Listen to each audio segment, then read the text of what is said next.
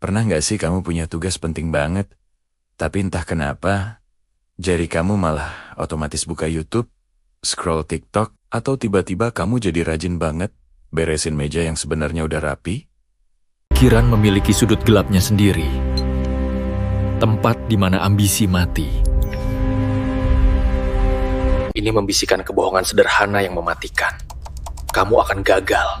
Ini tidak cukup baik. Lakukan saja besok.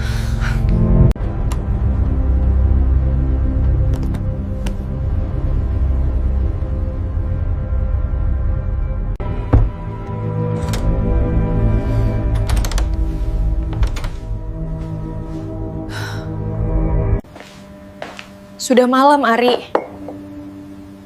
Kamu belum bergerak selama berjam-jam. Hampir selesai. Butuh waktu sebentar aja. Itu yang kamu katakan tadi malam. Proyek ini, memakanmu. Kita semua pernah ada di situasi itu. Niatnya cuma mau istirahat 5 menit lagi, tapi tahu-tahu malam udah larut. Dan tugasnya belum kesentuh sama sekali. Ini bukan sekadar rasa malas. Ini namanya prokrastinasi. Sebuah kebiasaan menunda yang ternyata jauh lebih kompleks dari sekadar nggak niat. Tapi apa sih sebenarnya yang bikin kita suka banget menunda-nunda pekerjaan? Apa yang terjadi di dalam otak kita? Nah, sekarang mari kita bedah alasan psikologis di balik kebiasaan menunda ini. Pertama, otak kita itu pada dasarnya selalu mencari kenyamanan yang cepat. Ketika kita dihadapkan dengan tugas yang berat, sulit, atau membosankan, bagian otak yang bernama amigdala langsung aktif. Bagian ini fungsinya seperti alarm bahaya, dia langsung menandakan ancaman atau sesuatu yang tidak menyenangkan. Sebagai respons, otak kita secara otomatis mengalihkan perhatian ke hal-hal yang lebih nyaman dan memberikan kepuasan instan, seperti buka media sosial, ngemil, atau sekadar rebahan. Makanya, menunda itu terasa enak di awal. Alasan kedua, dan ini sering gak kita sadari, adalah perfeksionisme dan rasa takut gagal. Banyak orang menunda bukan karena mereka malas, tapi justru karena mereka terlalu peduli dengan hasilnya. Mereka takut hasilnya gak akan sempurna. Jangan sentuh itu. Belum siap. Kapan akan siap? Bicara padaku. Kumohon. Kamu mungkin pernah berpikir, nanti aja deh kerjainnya. Kalau mood lagi bagus, biar hasilnya maksimal. Padahal, semakin ditunda, tekanan justru semakin besar. Rasa cemas makin menjadi jeti. Dan akhirnya, hasilnya malah makin jauh dari kata sempurna. Ini terlalu besar. Saya tidak tahu harus mulai dari mana. Saya Rasa takut. takut ini melumpuhkan kita sebelum kita sempat memulai. Selanjutnya, ada yang namanya dopamin dan ilusi produktif. Ironisnya, otak kita tetap memberikan hadiah berupa dopamin, si hormon kebahagiaan. Meskipun kita lagi menunda-nunda. Misalnya nih, daripada ngerjain skripsi, kita malah nonton video motivasi tentang cara cepat lulus. Saat itu, kita merasa produktif, kita merasa sedang melakukan sesuatu yang positif. Padahal, kita belum ngapa-ngapain sama sekali. Inilah yang membuat prokrastinasi terasa enak dan bikin ketagihan. Meskipun di belakangnya, ada rasa penyesalan yang besar. Alasan terakhir adalah overthinking dan kelelahan mental. Ketika otak kita terlalu banyak beban, terlalu banyak hal yang harus dipikirkan dan dikerjakan, ia bisa mengalami semacam set down. Kamu jadi bingung, harus mulai dari mana. Semua terasa sama pentingnya dan sama beratnya. Kebingungan ini akhirnya membuat kita tidak memulai sama sekali. Kita terjebak dalam analisis berlebihan, merencanakan segala sesuatu sampai detail, tapi tidak pernah mengambil langkah pertama. Nah, setelah tahu akar masalahnya, sekarang pertanyaannya, bagaimana cara mengatasinya? Bagaimana cara kita menang melawan diri sendiri? Saya tidak tahu harus mulai dari mana. Saya takut. Kalau begitu, jangan mulai dengan semuanya. Mulai saja dengan satu kata.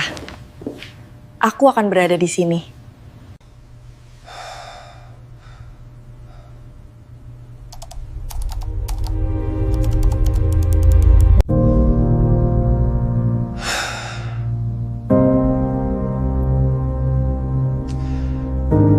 Satu kata, lalu yang lain.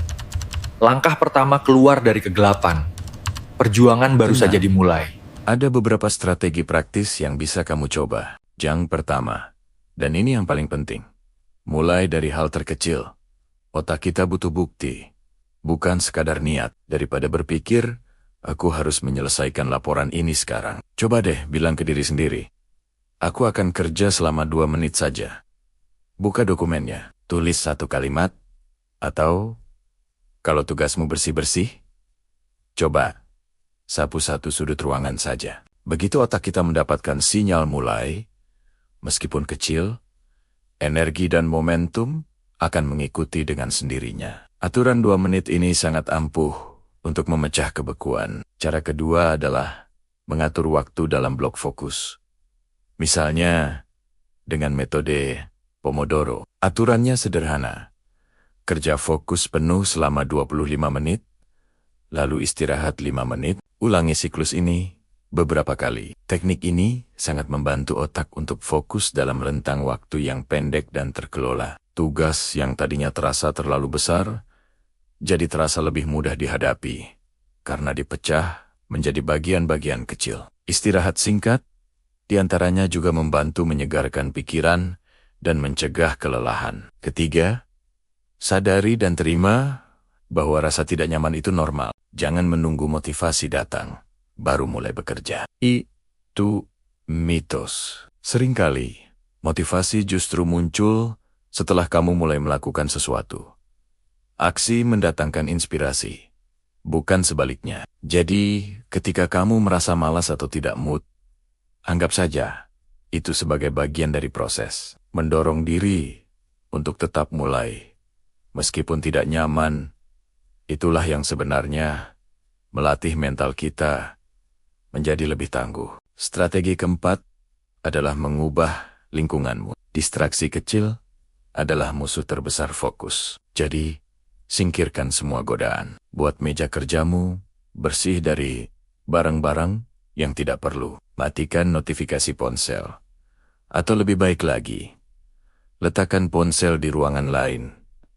Saat kamu harus fokus, lingkungan yang rapi dan bebas gangguan akan membantu pikiranmu menjadi lebih jernih dan terarah. Jangan meremehkan kekuatan lingkungan dalam membentuk kebiasaan kita. Dan yang terakhir, beri diri sendiri penghargaan. Setiap kali kamu berhasil melawan rasa malas dan menyelesaikan sebuah tugas, rayakan kemenangan kecil itu. Tapi, jangan merayakannya dengan rebahan berjam-jam yang bisa memicu prokrastinasi lagi. Beri penghargaan yang positif, seperti membuat secangkir kopi favoritmu, mendengarkan satu lagu kesukaan, atau menonton satu video pendek yang menghibur. Ini akan melatih otakmu untuk mengasosiasikan menyelesaikan tugas dengan perasaan senang. Pada akhirnya menunda-nunda itu bukan tanda kamu gagal. Itu bukan tanda kamu pemalas. Itu adalah tanda bahwa kamu manusia. Semua orang, tanpa terkecuali, pernah terjebak di dalamnya.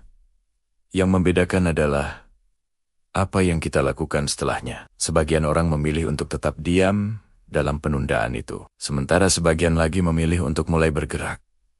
Tidak peduli sekecil apapun langkahnya. Jadi, kalau kamu sedang menunda sesuatu hari ini, mungkin ini adalah waktunya untuk mulai. Bukan besok, bukan nanti, tapi sekarang. Meskipun hanya dengan satu langkah yang sangat kecil, karena satu langkah kecil yang kamu ambil hari ini jauh lebih berharga daripada 1000 rencana hebat yang tidak pernah kamu jalankan. Terima kasih sudah menonton. Kalau kamu merasa video ini bermanfaat, jangan lupa like, komen, dan subscribe ya. Sampai jumpa di video selanjutnya.